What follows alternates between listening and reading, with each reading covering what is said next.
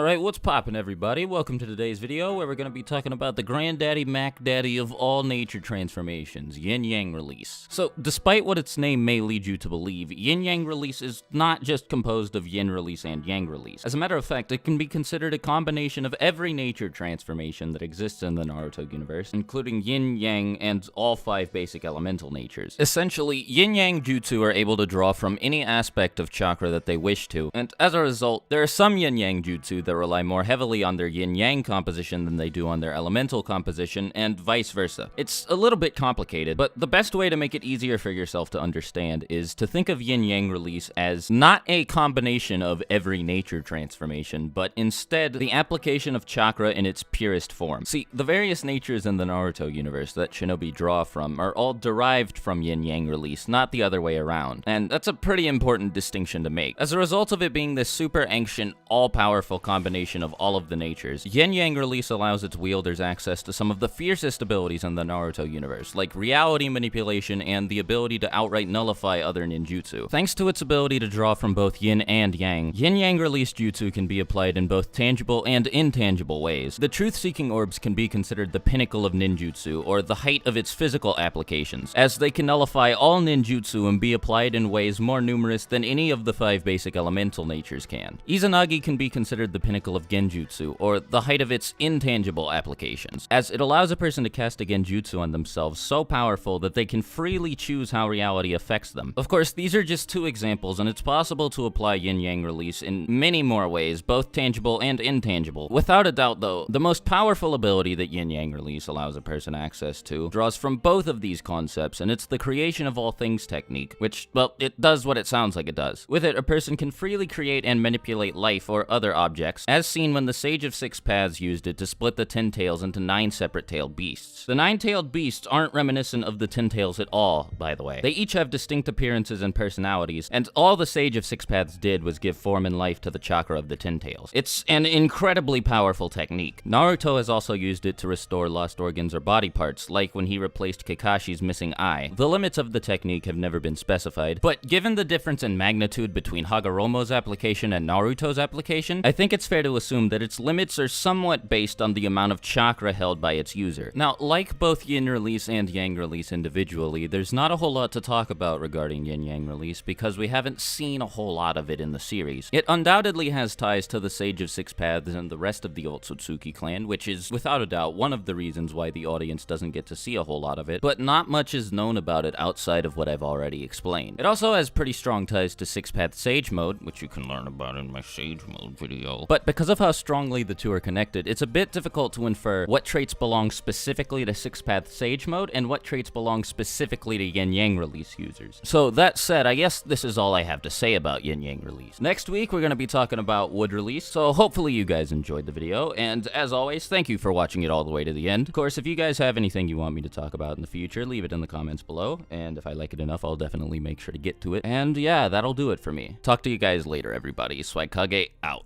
Bye.